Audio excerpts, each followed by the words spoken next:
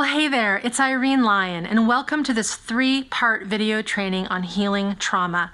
Thank you for joining me here to learn what trauma really is, what happens when it gets stuck in the body and nervous system, and of course, what you can do about it so you can heal. Learning this info is a must-have if you've been on what I like to call a merry-go-round of healing practices and you're still trying to get to the bottom of what's really going on. I'll be diving into why some people heal more quickly than others who don't bounce back fast after certain events. Information in this series will be perfect for you too if you love to take charge of your health and want to know what you can do to support longevity, even in the absence of illness or pain. And science is backing this up, and you'll hear more about this in this series. So if you want to live with ease and grace, this is need to know intel. Some of you may have heard these 3 words: fight, flight, and freeze. And it's these 3 words, these 3 reactions that are driven by our autonomic nervous system. And in order to understand why it's so hard to heal, we must understand the power of our nervous system, specifically our autonomic nervous system. Its drive to protect us and keep us safe from feeling and sensing scary things that might be happening to us, maybe around us, or both. For example, think of a baby or a very young toddler who still can't talk, run away, or express their frustration with full, clear sentences. Now, in such a scenario, a little one has no other option but to freeze, also known as shutting down and numbing out, and go into a deeper and more primitive portion of our autonomic nervous system. All these scary, bad, and what we might term as traumatic things happen to us at distinct points in time, or maybe over a series of years when we were younger. But let's assume you or your clients are no longer in such scary and less than ideal conditions. And yet it feels like those events or those years of terror and helplessness are still living with us in present day. The reason why it seems like they are still with us is because the leftover effects of those earlier times stay in our system and don't heal with time. Those fight, flight, and freeze survival strategies are still alive and well in the system, even if we might not be aware of them. And they are kind of like a brewing storm that hasn't landed yet, but the energy and the power is still there and waiting, but the pressure hasn't been released yet. Our body's internal physiology and health is no different. Keep those survival responses on high, which is both fight, flight, and freeze, all together, and other bodily systems that autonomic nervous system is responsible for will suffer. And this is what the research is showing us. Those who have more stress and more adversity in their lives, when this traumatic stress is left untreated, physical and mental conditions pop up later in life. But if you throw in added pressure, say with schoolwork, needing to succeed and achieve, needing to make rent or pay off debt, and you already have a system that's overwhelmed with untreated early trauma, then you add one single traumatic event, like a car accident, for instance, and it's that one incident that tips the scale over. And in such cases like these, you can see breakdowns in health and mental wellness much earlier, as early as our 20s and even teenage years. Also, what makes this story even more interesting is that all this stored up survival stress, I call this stuckness, that's in the nervous system, is kind of invisible. But just as I've mentioned, it shows up in the health of our organ systems, how well we are digesting food, how well we bounce back from a common cold or maybe heal wounds. It shows up in how we can think and process information, and even how we tap into our creative potential. The stuckness and chaos will impact how we relate to others, our ability to know what we want and how to set boundaries. It'll also determine how short our fuses might be for challenging situations and people. I soon discovered that we, human animals, trap stress in our body and can keep it for a lifetime if we do not process it consciously, which many of us don't. Turns out that old adage, time heals all wounds, isn't that true after all? And what's more true is that healing happens when we have the right practices in place and we understand what's actually going on the insides. This discovery was brought to the table in the late 60s by Peter Levine when he realized while studying biophysics at UC Berkeley that animals in the wild don't get PTSD when they are faced with stressful situations, whereas humans living in civilized and industrialized societies do. An animal such as an impala is being chased by a predator such as a cheetah. The moment this chase begins, that impala spikes into survival mode, and in this case, it runs away, it flees and tries to escape and protect itself. This running away, this flight reaction, is the autonomic nervous system turning on high. In my field of study, we'd say this animal is now activated and in survival stress physiology. If the impala gets away from the cheetah, its nervous system will come down from the chase and it will go to the other side of this activation graph. When the threat goes up, the more primitive parts of the system become dominant, and when it goes down, the more evolved parts become dominant. It goes back to doing what animals in the wild do when they aren't being chased or hunting themselves, grazing, resting, sleeping. It's also where the physiology goes into healing and rejuvenation mode.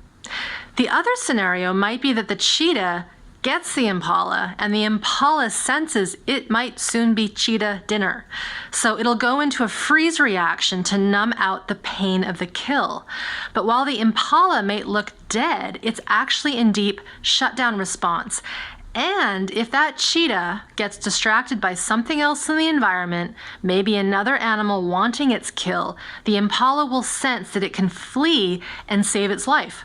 As you've been learning with me, humans have this exact same nervous system at our disposal. Yet, because of our societal conditioning and our higher brain centers, all too often we will keep running and fighting off that threat, or staying in freeze even when the threat and activating situation has long passed. In a nutshell, when we don't release and deactivate those freeze and fight-flight reactions, we stay stuck in our survival responses and live with limited access to the more evolved portions of our nervous system. And it is this stuckness that limits good health. Good health in the human system means good nervous system regulation. And regulation means a body system that is in good flow. It has these natural up and down rhythms and flow, which means when we experience stress, adversity, and traumatic events, we respond, but we don't stay in this response when the stress and adversity is gone. This means coming back to a relaxed state that allows for healing, social connection, and also higher brain functions such as creativity.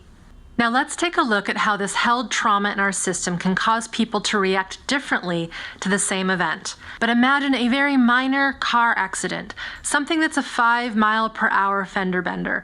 The people walk away from the accident with no problems at all. And it's so minor that there isn't even a need to exchange information because no damage is done to the car. Imagine that in the same car are two friends. Let's call them person A and person B.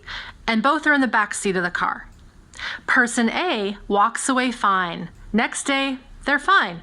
All systems, all autonomic nervous system functions are working smoothly.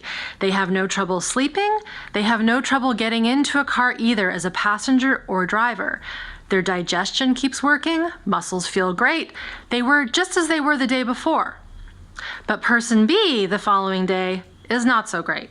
They may have felt fine the day of the accident, but then the next day they wake up and they feel an unfamiliar anxiety.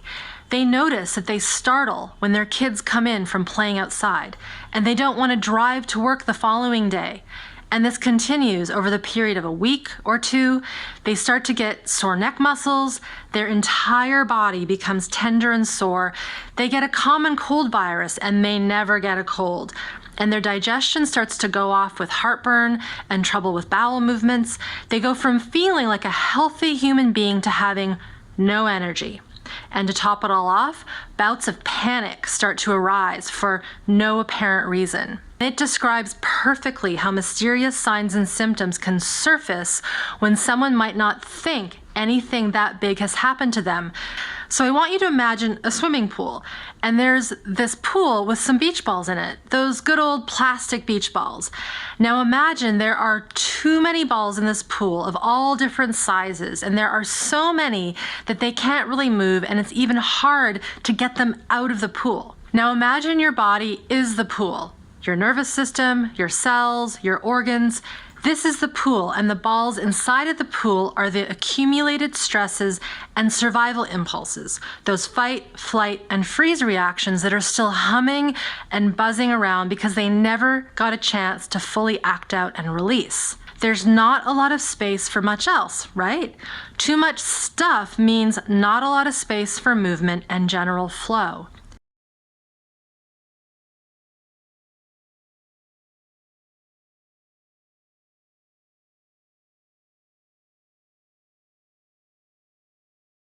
That untreated trauma comes in many forms from many sources that may not seem traumatic on the surface. And so the way this survival stress shows up isn't always so obvious. From my experience in private practice, it was always the insidious and seemingly subtle stressors in my clients' lives that happened repeatedly, which they may not even have noticed were happening, that were the trickier ones to unpack and heal, because so often we've cleverly shut down our senses and awareness to these less than ideal situations. In essence, they become part of our life, like another limb that's just attached to us, and yet they're draining our resources and life energy. So here are the 5 telltale signs that someone might have undiagnosed trauma in their system. The first sign is resistance. The next one is folks who eat super healthy but are still unwell. The third is so prevalent these days. It's those folks who feel anxiety and fear for no apparent reason. The fourth is being caught in a cycle of toxic relationships and self-sabotage. The fifth is chronic health conditions of the physical and mental kinds. There's 4 main categories of trauma, and they include shock trauma, accumulated stress, what I'll call medical and more trauma, and finally early and developmental trauma, which is actually the most common type in the industrialized world. The first kind that I'll review is shock trauma, but before I do, I want to remind you that all of us here most likely have experienced one, if not multiple types of these traumas. So make sure to notice your responses as we move through these types of traumas. Feel your butt in the chair and pause if you need to. Shock trauma is what we tend to think of most when we think of trauma. We think of an accident, like a crazy downhill ski racer that crashes, or a kid that falls off their bike and breaks an arm. They had a bit of a shock, body got a little hurt, and they had to recover from it. Natural disasters like hurricanes or earthquakes can lead to shock trauma, as can physical and sexual abuse. Even verbal abuse is considered shock trauma over the age of 5 years old. The second kind, accumulated stress, most people wouldn't think of as traumatic, but over time, just living in industrialized cultures can be traumatic. We accumulate our stresses due to our work environment, not enough downtime, bills to pay, families to take care of, not enough sleep, etc., etc., etc. If you think back to that swimming pool with too many beach balls inside of it, this would be accumulated stress that's going to wreak havoc on the nervous system as well as the body systems over time. The third kind of trauma, what I'll call medical and more, is a broader category, but it's important to tell you about it because all too often it goes overlooked as a possible reason someone might be struggling in their life even years after the actual incident took place. And that's what we classify as medical and anesthesia trauma, as well as near-death experiences and experiences where something happens to someone when they are unconscious. For example, if they've been drugged. Medical procedures that might be considered routine, such as a tonsillectomy or setting a bone after it's been broken, or even a routine doctor's appointment with a doctor who has a really poor bedside manner, can lead to us trapping our survival reactions, those fight, flight, and freeze reactions inside. Think of those balls being trapped inside of that swimming pool as I described in video 1. This category of trauma also includes experiences like getting knocked unconscious before we know what hit us, as might happen in high-impact sports, or being assaulted while unconscious, such as in date rape. What I want you to know is that you can heal from these experiences even years later, as well as learn what to do so you are better prepared to avoid trauma if you have medical procedures in the future. The last kind of trauma, which is actually the most common kind in the industrialized world, is early and developmental trauma. This is a big category, so for the sake of simplicity, let's consider this as bad and scary things that happen to us under the age of 3, plus also while we're in utero. Examples of this can be a mother being very stressed and experiencing traumatic events while she is pregnant. The growing child, while inside of her, experiences her stress chemicals, fears, and worries. Birth trauma, which might mean having been removed from mom with physical force, as in the case with forceps or the use of a vacuum. Also being stuck for some time in the birth canal. Being born premature and having to be isolated in an incubator or hooked up to various machines for a certain period of time to keep us alive and breathing. Serious conditions such as a high fever, infection, or some kind of medical scare wherein the infant's nervous system is trying to defend the foreign bacteria or virus. Undergoing a medical procedure or surgery. Choking on food or a foreign object and having the airways compromised for even a small period of time can be an intense experience for an infant and young toddler, putting them into survival stress responses. And of course, physical and sexual abuse and other forms of neglect, such as lack of proper nutrition and unfavorable shelter and safety, are big players too. Now, while this list isn't all the possible ways an infant or toddler might encounter high stress states, it gives you an overview of a few things. The final type of trauma, early and developmental, while lesser known to most, is actually one of the more common types, and that is not having secure attachment and healthy attunement from a reliable parent or adult caregiver. And as you'll soon find out, it is also the type that has a lot to do with why we get stuck in survival mode and why it can be so hard to heal. To dig into this category, we need to start with a few definitions. Let's start with attachment. Attachment is a term we use to describe how an infant and caregiver, usually the mom, are connecting. There are many different types of attachment that an infant will get pending the health of the parent and their ability to connect and bond. But for our purposes right now, secure attachment is the best possible kind of attachment, which occurs when the mom or another adult caregiver is there for the baby when the baby needs soothing connection, is hungry, cold, too hot, and so on. Basically, the infant is getting its needs met on demand. This safe and secure attention and attunement is what forms a healthy nervous system. Through this infant-parent dance, something called co-regulation is created. This co-regulation is critical for a new human when they are born, because at birth we don't have a mature autonomic nervous system, and part of the maturation process is learning how to calm down, also known as self-soothing or self-regulating. At its heart, a person's capacity to deactivate naturally is part of self-regulation. This ability to self-regulate is more than just turning off our survival responses. That is a part of it, but it isn't the whole story. It's also the portion that, when in place, enables us to feel safe around other humans and enjoy connecting with them. And it also explains why so many people do not feel safe or comfortable around others and can even find it challenging or downright terrifying to connect.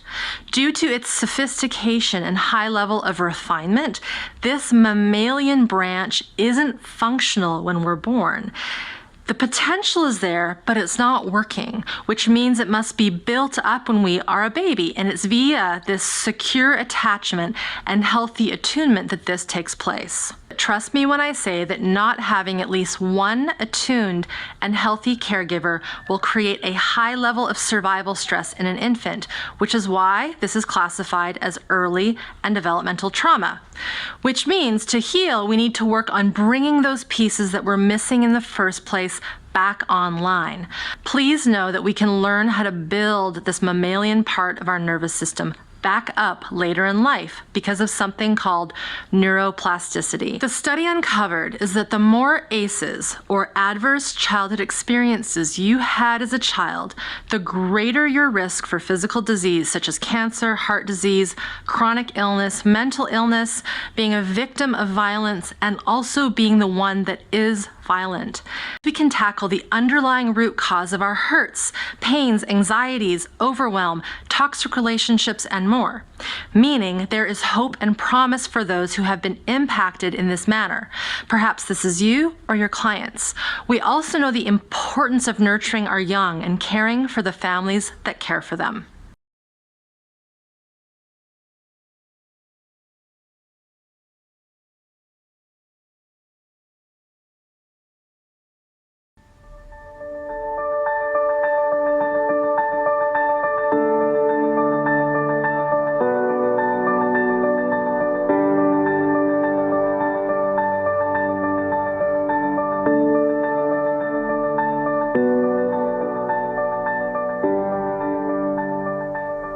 The focus for today is learning how to do this.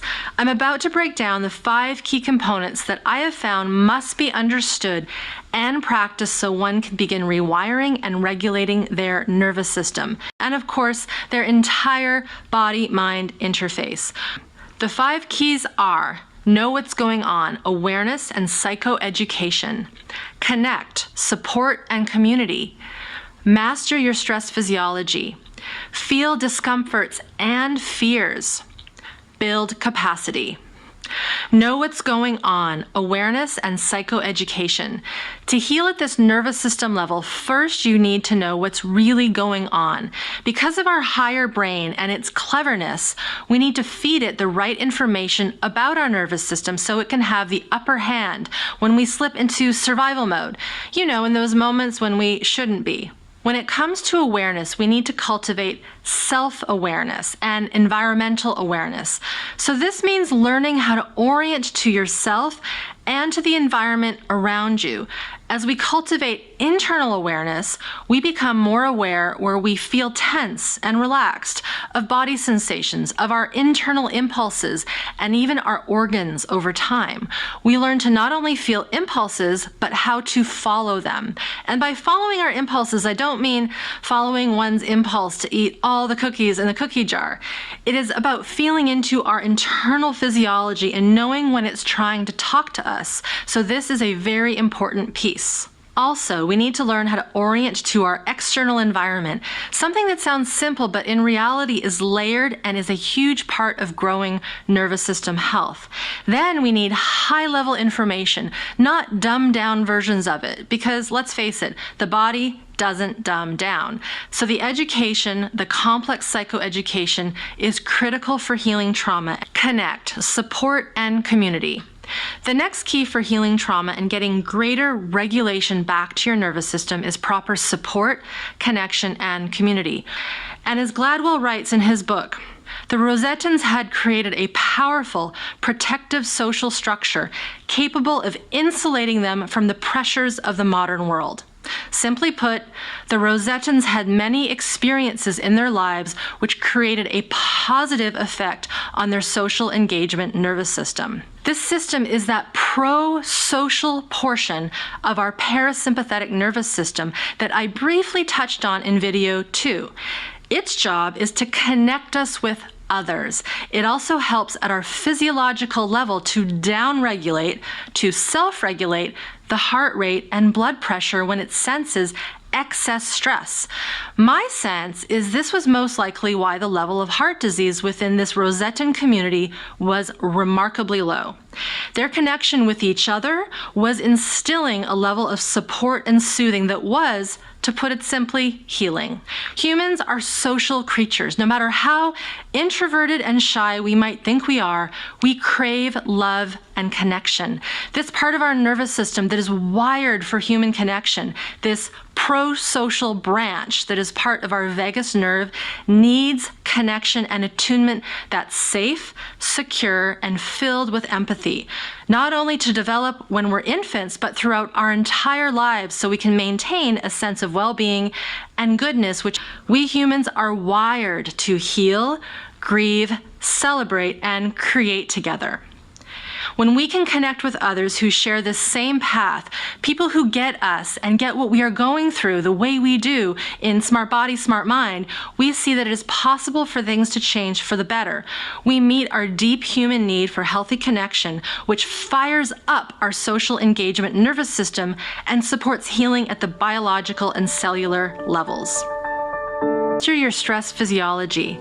Hopefully you're seeing by now that what we experience as anxiety or stuckness or chronic illness or having a hard time connecting, be it with ourselves or other folks, has a lot to do with our survival or stress physiology. A favorite quote of mine by Gabor Mate really speaks to this. Awareness also means learning what the signs of stress are in our own bodies, how our bodies telegraph us when our minds have missed the cues. In both human and animal studies, it has been observed that the physiological stress response is a more accurate gauge of the organism's real experience than either conscious awareness or observed behavior. This is a small excerpt from a book titled When the Body Says No, The Cost of Hidden Stress. And I mean, that book title says it all, the cost of hidden stress. What Dr. Mate discovered when he was head of palliative care at Vancouver General Hospital was his patients, who since they were in palliative care were literally waiting to die, when he dug into their lives, talked to them, and heard their stories, they all had a common theme. They didn't process their stress, they held in their emotions and were stoic at all costs. They didn't know how to be selfish.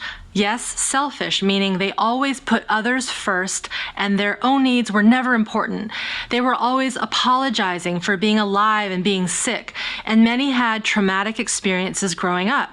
He found that eventually his patients and their bodies would say no, no more, and that no would come through in the form of a life-threatening illness. When we master our stress physiology and finally listen to it and what our body needs, this is when we turn on our healing DNA and real shifts and possibilities emerge. And one final note here, which goes nicely with the next key, and that is to know that this level of change is not something we can see with our eyes. It is happening internally, inside sensations, in how we connect and listen to our impulses, feeling, discomforts, and fear. To dig into this fourth key properly, we do need to keep the last one, master your stress physiology, in mind. And I also want to remind you of our trusty swimming pool and beach ball analogy, because as one starts to get better at following their survival stress reactions and they have more knowledge and understanding, it is not uncommon for people to start remembering and experiencing old, past events. And with these events, there just might be, and there often is, stored up fight, flight, and freeze reactions, which means the balls in the pool start to move around and look for an exit. Maybe we were that infant that had a surgery and we had no choice but to freeze and numb up our body because the pain was too intense and we didn't have the cognitive function to understand what was going on. Or maybe we did grow up with domestic abuse, but we could not fight or flee, which is so often the case because doing so was just as unsafe as the abuse itself. So what do? We shut down, we freeze, and we disconnect not only from our surroundings, but from our own body.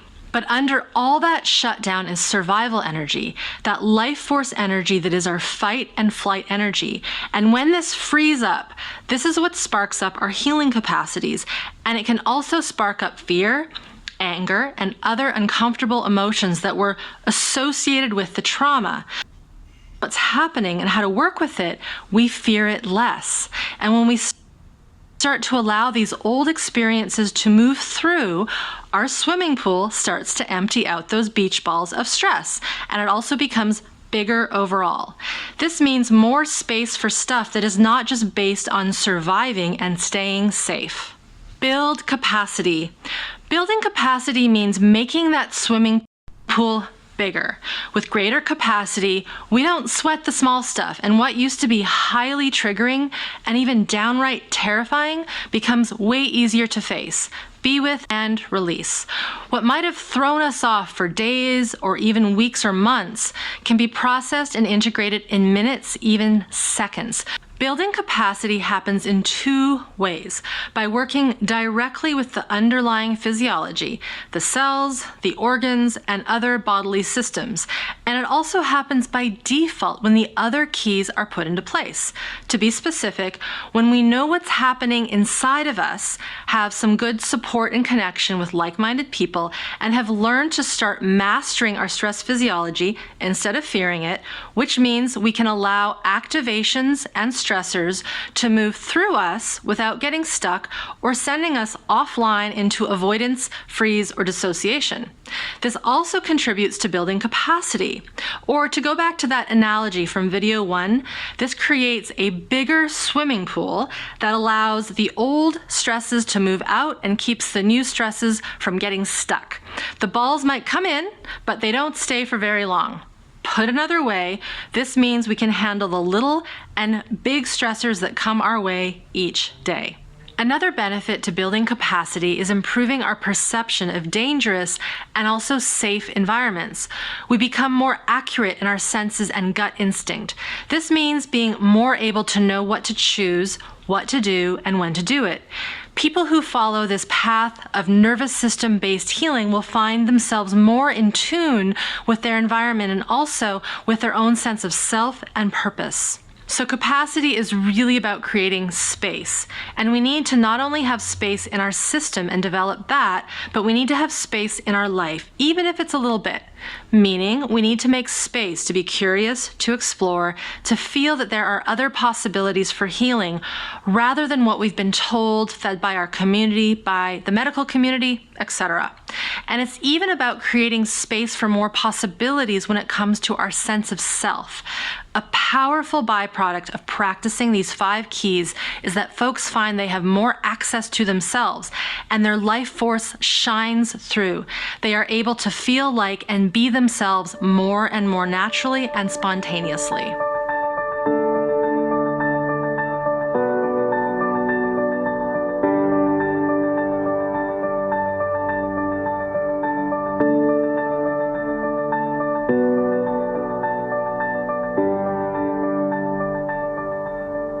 So the 5 keys tells us what must happen to bring more nervous system regulation on board so we can heal and have more choice in how we live.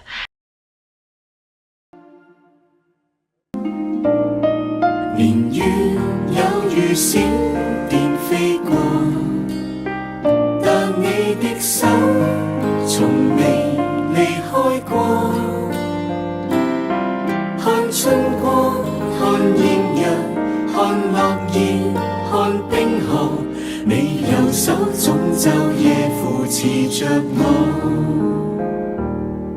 我在地上年日，你已經數算過，你心底的意念如海沙那麼多。我在地極如天涯，仍舊看顧着我，這高深的愛可測得透麼？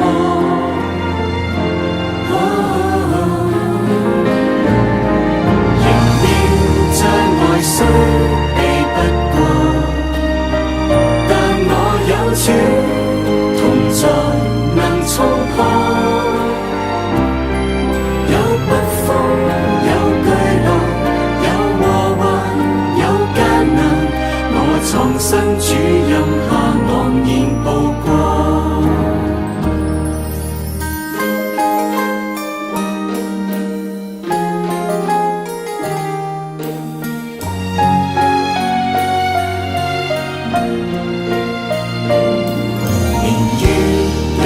閃電飛過，但你的手從未離開過。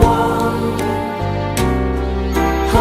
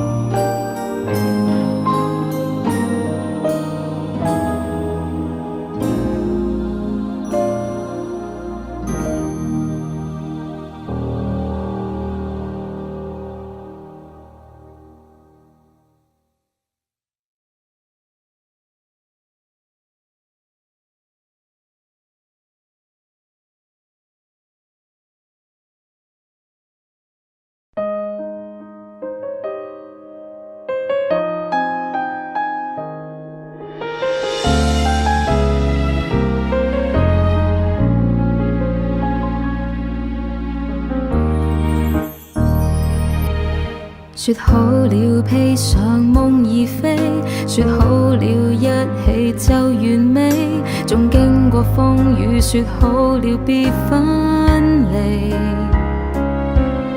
你悲與喜，我願陪你，若我心有根刺，別提起。我不慣伸手撐得起是爭氣，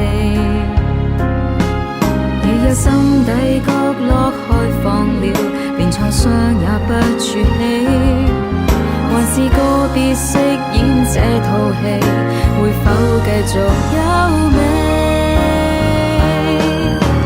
愛讓我有向你敞開的勇氣，創傷不需隱藏，就算未慣打開心扉，要是強壯也未放手，同行定會越更遠飛。原來無力氣或晴天裏共你一起才是出口氣。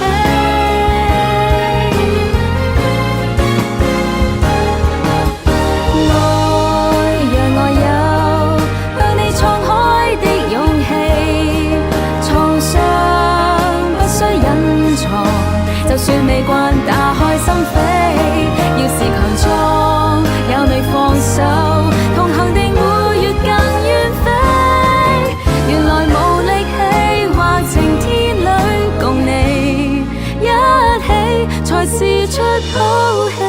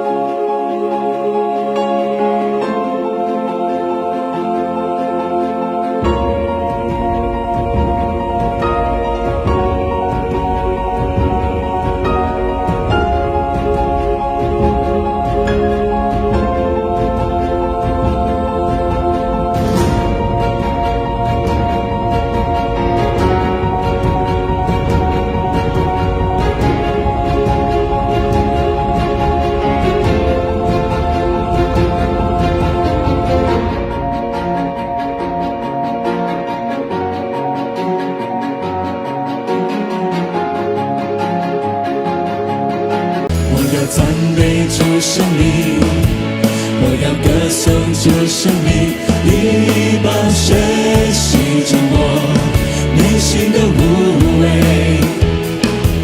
我要荣耀主生命，我要高举主生命，你的爱拥抱我，不再被罪恶捆绑。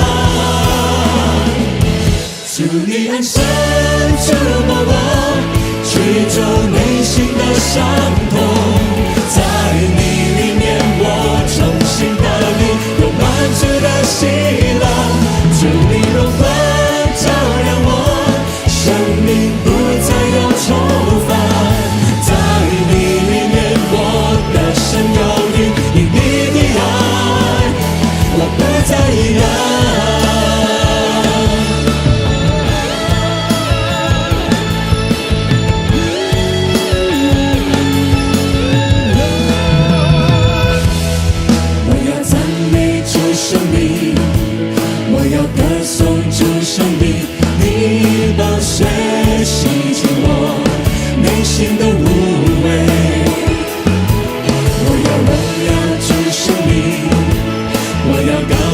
主生命，你的爱拥抱我，不再被罪恶捆绑。主你恩手触摸我，驱走内心的伤痛，在你里面我重新得力。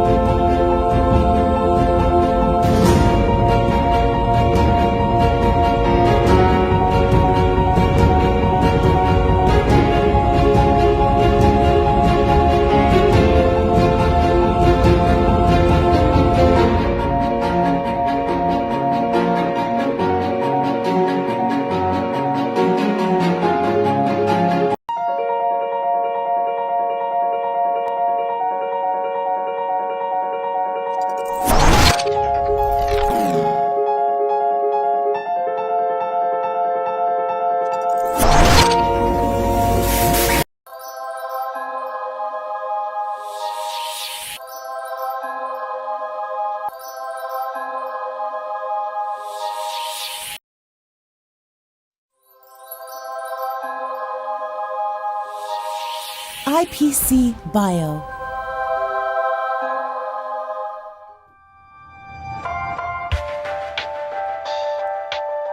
喺我哋生活嘅每一個領域，無論係人與人、物與物，甚至係細胞與細胞之間，都存在住規律。好多專家一直細化及探索每一個規律嘅組成同變化，用以改善我哋嘅生活。而質子能量技術正係現存最深入嘅突破，佢將帶領我哋進入全新嘅生命領域。規律無處不在，由浩瀚嘅宇宙到我哋身處嘅銀河星塵，到地球，都係由不同嘅物質組成，而物質亦由唔同嘅微粒排列而成。我哋嘅人體亦都係一樣，喺呢個微粒系統裏邊，我哋探索到有更多更細化嘅規律存在，由細胞到每一個分子，分子之內有好多原子，原子就包含咗質子、電子及中子，而其中質子嘅不規則運動就會對整個分子狀態產生影響。只要能夠改善質子運動狀態，就能夠改善佔我哋人體最大比例嘅水分子嘅功能。透過我哋革新嘅質子能量技術，就能夠改善及將質子振動有序化，從而改善水分子嘅物理狀態。規律嘅重整令質子運動更有序，有效優化身體內每一個分子，可以令我哋身體質素得到更有效嘅提升。我哋嘅目標係希望將呢種比納米科技更先進、更精細嘅質子能量技術普及應用喺健康護理嘅層面上。透過重新排列體內質子嘅振動，已經證實有效緩解疼痛同埋加快治癒進程。結合微電治療技術同中醫經絡學原理，我相信我哋將會進入一個全新嘅健康領域。質子能量技術嘅轉化及應用層面非常廣泛，可以結合唔同嘅儀器，達到唔同嘅效果。iOne Plus 係現今最暢銷嘅手提式保健產品 iOne 嘅升級版，利用特定嘅紅光為載體，以非接觸方式將質子振動有序場導入身體，增強真皮層同皮下組織嘅微循環，促進新陳代謝及增強免疫力，並且能有效舒緩痛楚，加快傷口愈合，促進皮膚對外敷藥品嘅吸收。